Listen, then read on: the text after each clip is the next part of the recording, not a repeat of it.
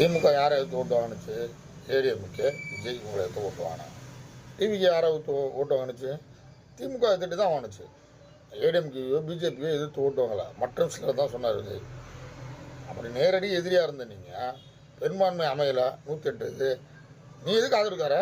நீயும் அவன் கூட்டணி கட்சி அனுப்பி விட்ற. உனக்கு என்ன அவ்வளோ ஆர்வம்? ஜனாதிபதி ஆட்சி ஒருத்தர் போட்டோம், திருப்பி தேர்தல் நடக்கட்டும், ஜெயிச்சு பார்ப்போம். திருப்பி தேர்தல் வந்தால் விஜய் சொட்டை அடிச்சிருவான்னு தெரியும் தானே? தெரிஞ்சு தானே மூடிட்டு உன் கூட உள்ள மாமா பசங்க 2 பேரும் அனுப்பிச்சி விட்றேன். என்னமோ ஒரு ஆட்சியை காப்பாற்றுற மாதிரியும் என்ன பில்டப்பு?